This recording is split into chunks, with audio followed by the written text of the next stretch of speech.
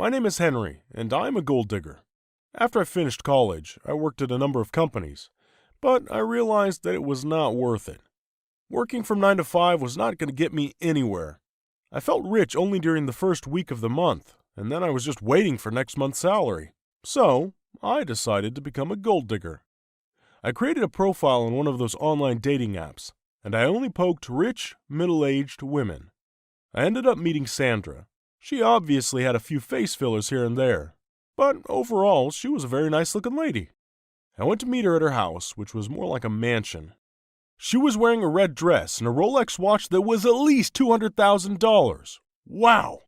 When she saw me, she had a big smile and said, "You look better than the pictures." We had a nice dinner of steak and wine that was made by her private chef, and then before I knew it, she leaned in to kiss me. It was okay. Now, Sandra is not stupid. She knew I was dating her because of her money, but she needed someone beside her because she was too lonely after her husband died 10 years ago. We started dating, and 1 month later, she invited me to live with her. I was more than happy to move in. I had access to everything she owned. You know, money, expensive cars and all, which meant I didn't have to work anymore. I could just play games all day and spend time with her. But then I met Sandra's daughter, Mandy, who was incredibly hot. I thought she would hate me because I was way younger than her mother, but she said, "It's a cruel world out there, and I don't blame you for being a gold digger." Wow! She was so open and relaxed about it, which encouraged me to make the move. One night after dinner, while Sandra was making some phone calls, I came on really hard on Mandy. I moved my chair next to her and I started touching her blonde hair. Then I said, "You look amazing. Any guy would be lucky to have you." Then I leaned over to kiss her, and to my surprise, she didn't show any objection. We had a long kiss, but we stopped after we heard Sandra's footsteps. Then everything became 10 times better. Sneaking out behind Sandra's back to be with Mandy was exciting. It was like pumping adrenaline into our bodies. We both enjoyed fooling around. Mandy and I would see each other when Sandra had business trips or when she was with her friends. It was so much fun. One time, Mandy and I agreed to meet in a hotel room to celebrate our 3 months anniversary. We found Sandra sitting on the bed looking furious. We were shocked to see her. We couldn't say a word. She said in a cold voice, "So, my sick boyfriend is cheating on me with my daughter. What a joke!" Then she pressed a button on her phone and her bodyguard came in and started to hit me hard. He kicked me in my stomach to the point where I felt like throwing up. Then she turned to Mandy and said, "I hope you are happy with him because you're not getting any of my money anytime soon." Mandy started screaming and shouting, saying, "You can't cut me off my inheritance, you hoe! You know it belongs to my father!" But Sandra looked at her like she was looking at a bug and said, "Your dad is dead. It's my money now. You just watch and see." Then she walked out with her bodyguard, leaving us looking miserable. Mandy and I sat there feeling desperate. My body was in pain and she was crying from what just happened. But something good came out of that incident. We realized that we were both in love. Going behind Sandra's back was wrong, but we really liked each other, so we decided to live together. I told Mandy, "Don't worry, dear, I'm going to take care of you." I took Mandy to live with me in my old apartment. We both got jobs and life was just about right. Until she got pregnant. We both were surprised, but mostly worried. Mandy asked, "How are we going to take care of this baby? I mean, we barely have enough to take care of us." I was worried about this too, but I tried to comfort her by saying, "I've got some savings and I could work 2 jobs to provide for you. Don't worry." I didn't know that everything would go downhill from that point on. Mandy gave birth to a beautiful baby girl that we called Nicole. Mandy stopped working to take care of the baby. Then one morning, though, my manager called me and said, "I'm sorry, but we have to let you go." I was shocked. I asked him why he said the decision came from the top manager. "If we don't fire you, we'll lose one of our biggest clients. I'm sorry, but we can't risk that." That nasty old woman, she must be the one behind this. Oh, how I hated her. I begged and told him that I had a family and I'm expecting a baby. But he showed no mercy. I was fired. I tried to take different jobs here and there, but the pay I got didn't cover the bills and the baby's necessities. Suddenly, we couldn't afford staying at my old apartment. We moved to a trailer house, and after that, we ended up in a homeless shelter. Our first night was horrible. People of all kinds were sleeping in the same room. I was afraid that Nicole would get sick because of how dirty the place was. Mandy was scared too. On our fourth night, Mandy couldn't take it. She screamed at me and said, "I can't put up with this horrible life anymore. You are the reason behind all of this. I want out." "What do you mean?" I asked. "I mean, I'm going back to my mom. It was a mistake leaving that house for stupid love like this. I'm taking Nicole with me," she responded furiously. She didn't wait for me to say anything. She took Nicole and went out. The following week, I received our divorce papers. I tried to call Mandy, but she didn't pick up the phone. Apparently, Sandra agreed to take her in only after she breaks up with me. I lost my family and I became depressed. I lived on the streets for months. Then one day while I was sipping my coffee, I noticed that an old man was about to fall. He was using his crutches and he slipped. I rushed to help him. After I made sure he was sitting on the bench, he said, "Thank you, young man. Would you like to join me for breakfast?" I was starving, so I agreed. We sat at a coffee shop and talked for hours. I ended up telling him my whole story. "I think I've got a job for you, if you're interested," he said. "Yes, I would do anything," I replied. The old man turned out to be one of the richest businessmen in the city. He got me a job at his company with an initial salary of $10,000. I was beyond excited. I haven't seen that money for a long time. I started working hard to show that man that I deserved the opportunity he had given me, and in a year I became the CEO of all his companies. Life was going great again, and I thought about reaching out for Mandy. I wanted to have a relationship with my daughter Nicole. But unfortunately, I was told that Mandy had left the country to live in Europe. I was upset, but I couldn't do anything about it. Then I met another amazing girl. Her name was Elizabeth. She was the lawyer of one of our firms. We fell in love and got married and had 2 boys and a girl. I was happy and forgot everything about my past. But 20 years later, something terrible happened that shook my life. My youngest boy, John, got really sick and both of his kidneys failed. The doctors said he needs a kidney transplant as soon as possible. I was devastated to hear the news. All of us were tested to see if any of us was a match. I mean, I would do anything for him. But unfortunately, none of us was a suitable donor, and John was put on the waiting list. So I had the idea to contact Nicole. I mean, she is John's half-sister, and she could save his life. The next day, I went looking for her. I hired someone to gather some information about her, and in a week, I was standing at her doorstep. I knocked on the door and waited. 5 minutes later, she opened with a strange look on her face and said, "Oh, look who's here! You finally decided you want to get to know your daughter?" I didn't know what to say, but I asked, "Do you know who I am?" And she responded sarcastically, "Hi, Henry, the father who left me and then went out to have his own family." She invited me in. I was trying to wrap my head around the whole thing. She knew who I was, but she didn't want anything to do with me. She was sad and upset this whole time because I didn't come looking for her. "What brings you now?" she said sharply. I was ashamed, but I said, "I have a favor to ask." Her mouth dropped open the minute I told her what I needed, and just like I expected, she refused. She said, "After all these years, you are coming back to ask me to save your son? Are you crazy? No!" I got up to leave. Her face was red from anger, but I looked around and I saw her picture with 2 little kids, and I said, "I think they're your kids. I would love to meet my grandchildren. Consider my advice to you as a parent." Her eyes started to tear up, and I left without saying goodbye. A week later, I got a call from the hospital. They said they found a match. The whole family was beyond excited, but I was the only one who knew who the donor was. John had the transplant, and he was on his way to recovery. But when we were in the hospital taking care of him, the door opened and Nicole came in with her kids. I smiled and said, "Hey everyone, please meet John's donor." The whole family looked surprised, but they showered her with hugs and kisses. Then I said quietly, "She's also your half-sister." The fun turned into a complete shock. It took hours of explanation and telling my story over and over again for them to understand.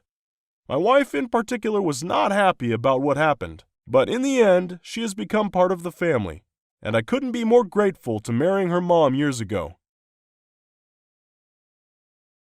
Hi there, my name is Emily. I want to tell you my story about how my brother won a ton of money playing the lottery. Wow, lucky guy. This is going to be a happy story, you might think. Well, listen to what happened and then decide for yourself. You know that saying about how family comes first? Well, maybe it does. That is, until something happens that changes a member of your family so much that you don't even recognize them anymore. In the case of my brother, the thing that changed him was money. Lots and lots and lots of money. Here's the full picture. I'm 15 and my brother Nate is 21. I loved having a big brother. Nate was usually pretty nice to me and didn't treat me like his dumb kid sister. I looked up to him. When he got his first job out of college, I was super proud of him. Nate would sometimes buy me cute stationery or my favorite candy with his paychecks. What a big brother, right? At his job, he joined a syndicate that played the lottery each week. He threw in his share on a Friday, but like most people, never expected to actually,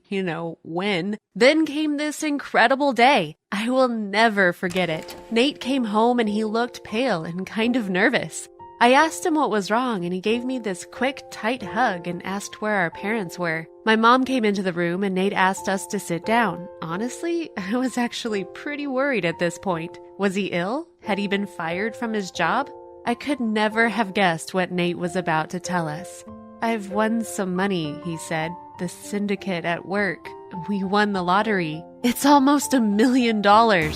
My mom leaped up and hugged him. I did the same. We were so happy for him. It was the biggest news I'd ever heard. My brother had won the lottery.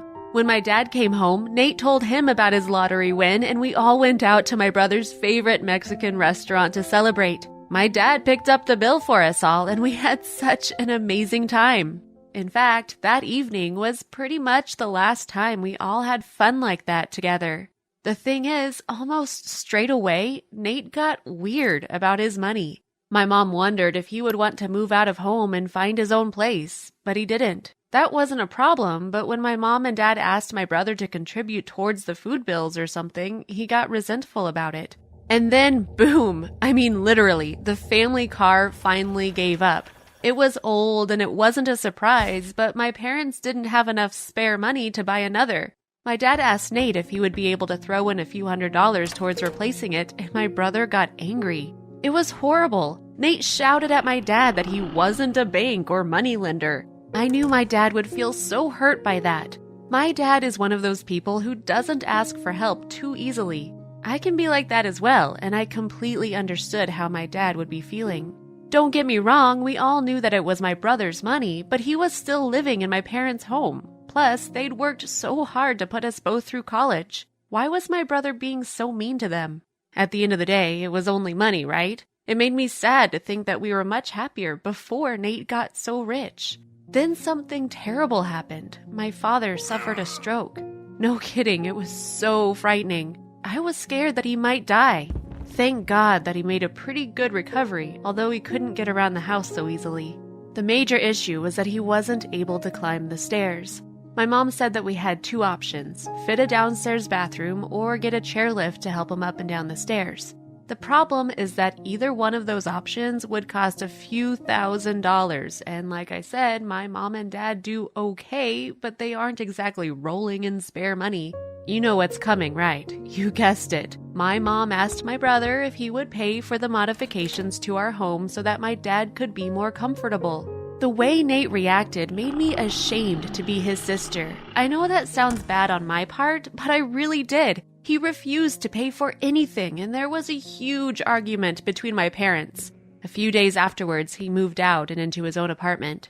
I didn't speak with Nate for a few weeks after that, but then he called me up and invited me over to see his new place. I mean, wow, it was incredible. Nate's new apartment was in the best part of town, and he had spared no expense in making sure it looked the part. He had a top-of-the-range television, gym equipment, and had filled his wardrobe with designer clothes. I'm only human. I was kind of impressed at all the stuff he had, and I guess I even felt a little envious. But then I got to thinking about my dad. Our dad. I swear the amount Nate had spent on his TV could have paid for my dad to be able to get around our house with a little dignity. I had all kinds of mixed feelings about Nate at this point, but mainly I felt like he was making a big mistake. The brother that I had hero worshipped wasn't acting like much of a hero anymore.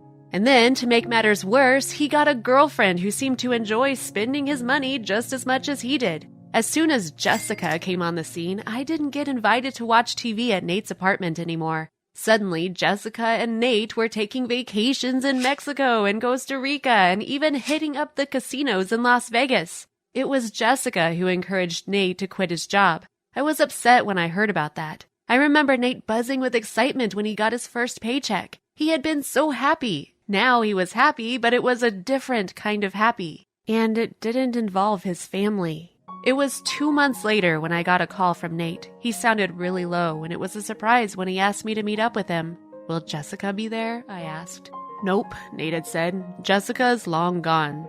We met in a coffee house near his apartment, and I couldn't help feeling proud of my brother when he walked in, smartly dressed and handsome. For a moment, it felt like the old days. Then I remembered my dad at home, struggling to get upstairs to use the bathroom, knowing that Nate could help out and was choosing not to. I had made a decision. I wasn't going to stay quiet any longer. If I was going to respect myself, I had to tell Nate a few home truths about how mean he had been to my parents. I took a deep breath and was about to speak my mind when Nate got in first with a couple of bombshells of his own.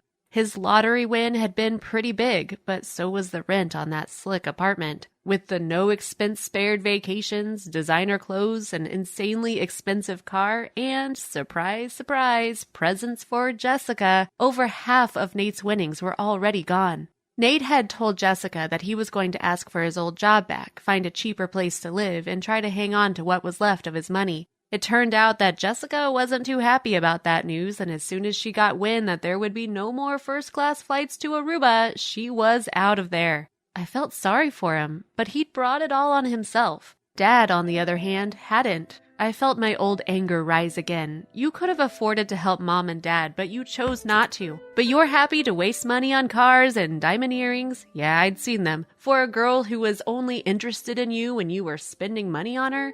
Nate started to speak. He wasn't used to me talking to him like this, but I cut right across him. You know that you've hurt Mom and Dad so much, but they still love you. They would never turn their backs on you. I looked up to you, Nate, but not anymore. I figured my big brother would always be the good guy, but you're not. I saw Nate flinch at this. I knew that, deep down, he sees himself as the good guy. He wants to be the good guy. He's no better than Jessica, getting his head turned by being rich and forgetting about what makes a decent person. I stood up to leave, and Nate immediately reached for his wallet. "Forget it, Nate. I can buy my own coffee," I said as I left. I walked slowly, hoping that Nate would run to catch up with me. He didn't. Maybe some of what I said hit home, maybe not. I guess time would tell. But guess what? Within days, everything had changed again. Nate moved into a cheaper apartment and managed to get his old job back. He sent Mom and Dad a check for enough money to get the house fixed up. I know this sounds like a happy ending, but it's not the ending. It's just where we are right now. He's patched up the rift, but I've seen a different side of me. I know he isn't as strong as I thought he was. He's capable of making bad decisions and treating the people that love him badly. Look, I don't want to be the voice of the Jew, but I just have this feeling that it could all happen again. Nate still has a stack of money to make, and I guess it's true that people can change people. What if Jessica appears on the scene again? What if he has a bad day at work and gives up his job because right now he can afford to bankroll himself? I swear, I can see a day when the money runs out. I don't even think it will be that long before it does, unless Nate figures out for himself what his weaknesses are. There comes a point when you can't help someone, though. Is he happier now than before he won the lottery? I really don't think so. But he is a lucky guy. Not because he won all that money, but because when it's gone, I'll still be here. So will Mom and Dad. There'll be all kinds of emotions to handle, but there'll still be love. No matter what, we'll love him. His bank balance isn't his safety net. We are. That's family, I guess. I hope that watching the mistakes Nate has made has somehow helped me become wiser. We have a responsibility to the people we love. If we're lucky, they'll still be there when we make mistakes. We forgive and we try to do better next time. I just hope that Nate knows how lucky he really is, and not because he won